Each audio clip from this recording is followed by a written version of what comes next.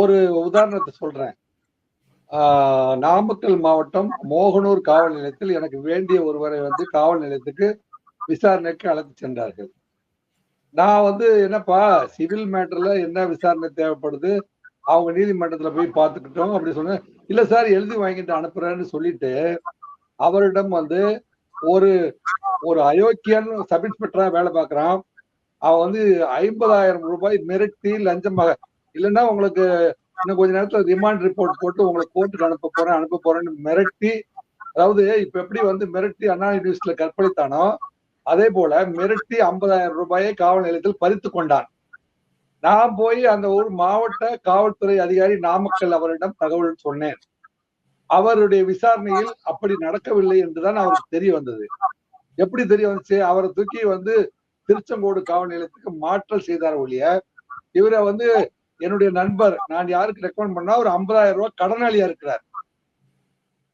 என்னங்க இப்போ ஆனா மாவட்ட காவல்துறை அதிகாரியால் வந்து அந்த உண்மையை கண்டுபிடிக்க முடியவில்லை, அல்லது உண்மை கண்டுபிடித்தாலும் வந்து அந்த மாவட்டத்துடைய ஆட்சியாளர்களுடைய ரெக்கமெண்டேஷன்ல அந்த உதவி ஆய்வாளர் தப்பித்துக் கொண்டார். ஆனால் இப்ப நான் ரெக்கமெண்ட் பண்ண ஆளு வந்து 50,000 ரூபாய் கடனாளியா இருக்கிறார். இதுதான் நிலைமை. அதாவது ஒரு மாவட்ட நீங்க யார் கண்ட்ரோல் இருக்குன்னா ஒவ்வொரு மாவட்ட இந்த மாடல் ஆட்சியில வந்து ஒவ்வொருத்தரும் மாவட்ட செயலாளர் கண்ட்ரோல்ல எஸ்பியையும் கலெக்டரையும் விட்டுறாங்க. அந்த மாவட்ட செயலாளர் அவருடைய வேண்டிய ஆட்கள் கடத்தல் இது போன்ற மணல் கடத்தல் வந்து மாவட்ட செயலாளர் தெரியாம நடக்காது. மாவட்ட செயலாளர் தான் வந்து ஒவ்வொரு குவாரியும் வந்து எவ்வளவு கல்லு போகுது, எவ்வளவு மண்ணை போகுது, ஆள் போட்டு சூப்பர்வைஸ் பண்ணி ஒரு லாரிக்கு இவ்வளவுன்னு கமிஷன் வாங்குறது மாவட்ட செயலாளர் தான். ஏன்னா மாவட்ட செயலாளர் கண்ட்ரோல்ல தான் எஸ்பி இருப்பாரு, மாவட்ட கண்ட்ரோல் தான். அதுதான் இந்த மாடல் பற்றி உங்களுக்கு நிறைய ராமன் சாருக்கு புரியும். இந்த அடிக்கடி முதல்வர் அவர் சொல்றாரு ஒரு மாடல், அந்த மாடலை நான் குறிப்பிடவில்லை. எங்க மாடல் இதுதான் அப்படின்னு சொல்லிட்டாரு. உங்களுக்கு மாடல் பிடிக்கலைன்னா மாடல் மாத்திக்கங்க. நீங்க வந்து இந்த மாடலே பிடிக்கல சார் அப்படின்னா தேர்தல் வரும்போது வேற மாடல் நீங்க பர்ச்சேஸ் பண்ணணும்.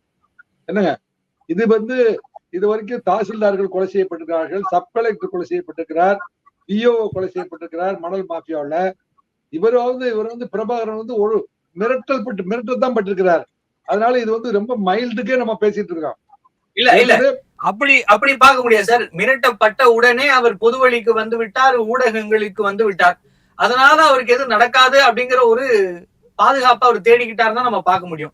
இது அங்குள்ளே இருந்தது, வெளியே வரலன்னா கொலையும் செய்யப்பட்டிருக்கலாம். மோகனூர் காவல் நிலையத்துல வச்சு மிரட்டி 50,000 ரூபாய் வாங்கியிருக்கான்.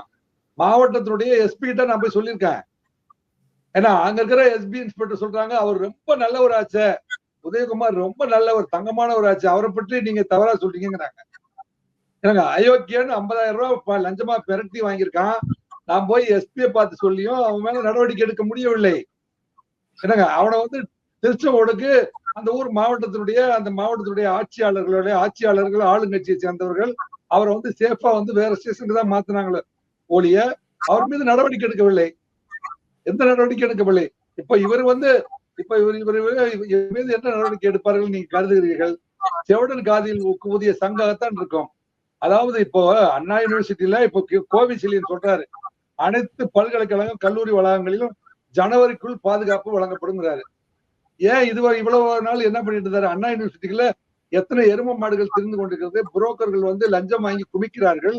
அட்மிஷன் அப்போ வந்து பாத்தீங்கன்னா ஒரு 50 பேர் வந்து பை வச்சுட்டு சுத்துறாங்க. நாங்க வந்து வெயிட்டிங் லிஸ்ட்ல நாங்க வந்து உங்களுக்கு சீட் வாங்கி கொடுத்துறோம், அல்லது செகண்ட் லிஸ்ட்ல வாங்கி கொடுத்துறோம், தேர்ட் லிஸ்ட்ல வாட்டி கொடுத்துறோம் அப்படின்ட்டு ஒரு 50 பேர் புரோக்கர் வந்து பைய வச்சுட்டு சுத்துறானே அண்ணா யூனிவர்சிட்டியில.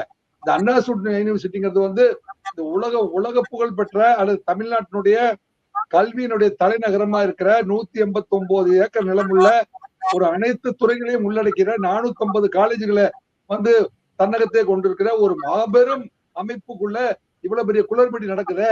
அதுக்கு கோவிசெலியன் போன்ற பிஹெச்டி படிச்ச ஒரு மிகப்பெரிய ஆளை வந்து உயர்கல்வித்துறை அமைச்சரா போட்டிருக்காங்களே. அங்க இருக்கிற